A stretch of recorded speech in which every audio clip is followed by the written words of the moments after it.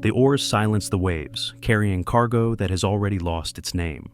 It is 27 AD. Emperor Tiberius has retreated to the limestone fortress of his private island, Capri. For the female slaves bound in the hull, the journey ends here, but the price is just beginning. This is not service, it is a systematic erasure. The cliffs rise like white teeth against the sky, the only witnesses to a regime where power is measured by how completely a human being can be broken. Why did Rome's ruler turn paradise into an open-air prison for the innocent? And what was the true, irreversible cost paid by those forced to become props in his theater of cruelty? Records suggest the terror was not just physical, but a total dismantling of identity, leaving scars that history tried to bury. The anchor drops, and with it, their last hope of returning. If you enjoy these dark histories, leave a like and subscribe and comment below where you're listening from. And now, back to the story. The ascent from the harbor involves hundreds of steps carved into the living rock, a physical purging of the world below. The air grows thinner, carrying the scent of salt and stagnant water. The rhythmic clinking of Roman sandals against stone is the only sound allowed. Speech is forbidden by a sharp gesture from the centurion. At the summit, the Villa Jovis stands not as a palace, but as a surveillance tower, its layout designed for the strict compartmentalization of human life. The guards do not use whips here. They use silence and the architecture itself to crush the spirit. The women are funneled into a limestone courtyard where a steward sits with a wax tablet. He does not look up. He demands a name, inscribes it, and then strikes a sharp line through it with the stylus. In its place, he assigns a role from mythology or a simple inventory number. The lineage of their fathers is dissolved in seconds. To enter the villa is to consent to disappear. The gate bars slide home with the weight of finality. The sea is now just a distant, unreachable backdrop. They are stripped of the rough tunics they arrived in, the fabric piled in a corner like shed skin, replaced by costumes that mock their dignity. This is the first test of the new reality. The mercy is offered immediately. Warm water, scented oil, and wine from the emperor's own stores. It mimics benevolence, but it is merely preparation. To accept the bread is to agree to the terms of the performance. Some take it, their survival instinct overriding their shame. Others stand rigid, eyes fixed on the tessellated floor patterns, refusing to acknowledge the comfort that acts as a bribe. This quiet stillness, a refusal to eat or bathe, is a dangerous rebellion in a place built on absolute submission. The steward notes the defiance, not with anger, but with the cold calculation of a man deciding which tool to use next. They are separated into the complex network of rooms and grottos. The walls are thick, designed to keep the damp out and the secrets in. The sun dips below the horizon, and the torches are lit. The day cycle ends, and the true purpose of the island wakes up. Darkness does not hide you here, it exposes you. The demand is delivered not with a shout, but with the clatter of a bronze token against a marble table. The coin depicts not a value of currency, but a specific degrading position, a script for the night's performance. The prefect Macro, Tiberius's right hand, lays out the terms with bureaucratic indifference. To mimic the beasts of the forest is to live another day. To cling to Roman modesty is to choose the precipice. The choice is binary, becoming a vessel for the emperor's mythological fantasies, or becoming nothing at all. In the damp, torch-lit grottos beneath the villa, the air is thick with the smell of sulfur and unwashed bodies. The women are arranged like statues, waiting for the signal to animate. One woman, a captive from the provinces whose name was struck from the ledger in the courtyard, is handed a mask of a faun. She does not take it. Her hands remain at her sides, fists clenched until the knuckles turn white. The prefect waits, the silence stretching until it becomes a physical weight. "I will not play the beast," she whispers. It is a cold, singular refusal. There is no pleading, no appeal to gods who have clearly abandoned this rock. To remain human here is to invite the void. The escalation begins immediately. There is no violence yet, only subtraction. She is removed from the grotto and placed in a cell carved so deep into the limestone that the sound of the sea is swallowed by the earth. The lamp is extinguished. The tray of bread is withheld. The heavy oak door is sealed with wax, cutting off the draft. The sensory deprivation is absolute. Hours bleed into days, measuring time only by the slowing rhythm of her own heart. This isolation, designed to fracture the mind, instead calcifies it. In the suffocating dark, the fear evaporates, leaving behind a hard, crystalline resolve.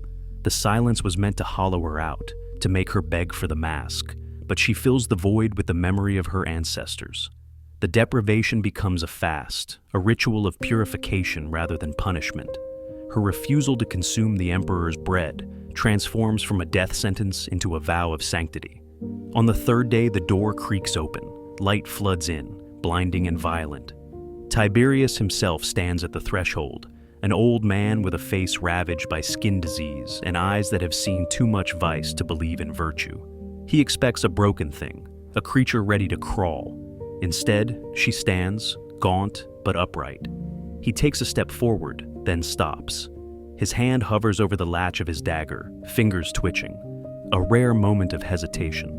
He sees something in her eyes that his power cannot touch, a sovereignty that terror failed to erode. The why of this island becomes terrifyingly clear in the dim light. Tiberius does not torture for pleasure alone, he tortures to prove a philosophical point.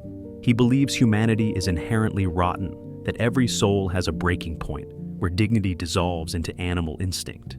He is running an experiment to prove that virtue is a lie. The price was never just their bodies. It was the destruction of the idea that a human being can be good. By refusing to break, she has invalidated the logic of his entire reign.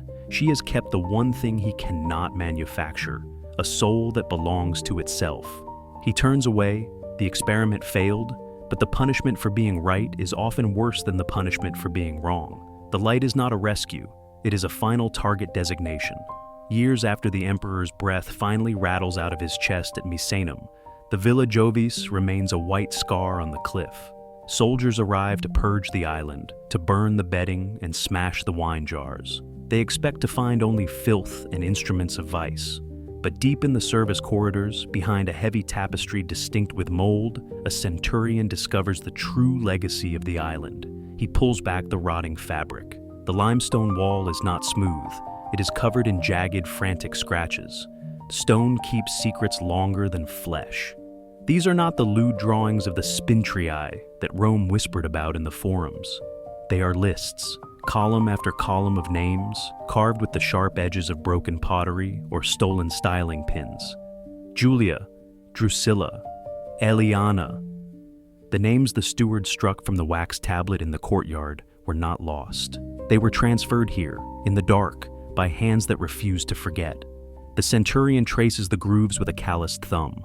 The dust falls like ash. This is not a graffiti of despair. It is a court record. Next to each name is a date and a witness mark. The women of Capri were not merely surviving, they were documenting. While Tiberius believed he was the master of their reality, they were building a dossier of his crimes right inside his own walls. The assumption that they were passive victims dissolves. They were witnesses in a trial where the judge was absent, yet they kept the minutes regardless. There is no weeping here. The soldiers do not speak. One by one, they lower their torches, the shadows stretching long against the list of the condemned. The price paid was not just suffering, it was the burden of carrying the truth for a world that didn't want to know it. They paid with their lives to etch these letters, knowing they would likely never be read. It is a quiet, terrifying victory. The emperor owned their bodies, but he never possessed their history. The centurion draws his gladius, not to destroy the wall, but to guard it while the others clear the room. He understands now. The monsters of Capri were not the women in the grottos. The monster was the man who thought he could make them disappear. To read the names is to share the burden. The rains of 2,000 winters have washed the limestone clean. The Villa Jovis is no longer a fortress.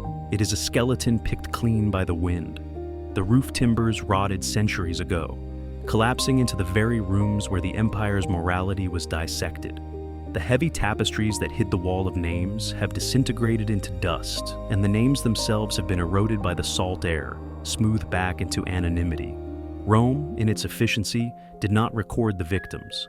The historians Suetonius and Tacitus wrote volumes about the emperor's depravity, detailing the spintrii and the elaborate mechanisms of vice. But they left the pages blank where the humanity of the slaves should have been. The records mention the monster, but never the fuel he burned. The wall in the service corridor, that defiant list of Julia, Drusilla, Eliana, eventually crumbled, taking the only proof of their resistance into the sea below. There is no shrine here. Tourists walk the ruins today, stepping over the foundations of the torture rooms to take photos of the view. They marvel at the blue water, unaware that the seabed is a graveyard of secrets. The Spintria coins, once the tokens of absolute degradation, are now sold as rare collectibles in auction houses, wiped clean of the fear they once represented. The erasure is total. The irreversible cost Act 1 warned of was not just death, it was the theft of memory. The system didn't just break them, it waited for them to die, and then sold the story of their suffering as a scandalous anecdote for the elite. The cliffs still rise like white teeth against the sky, just as they did when the first galley dropped its anchor. But now, the silence is not a rule enforced by guards. It is the silence of a void where a story should be. The oars have stopped, the chains have rusted away, but the echo of the drop remains, a heavy, hollow sound that suggests the cargo never truly left. Subscribe, hit the bell, and like.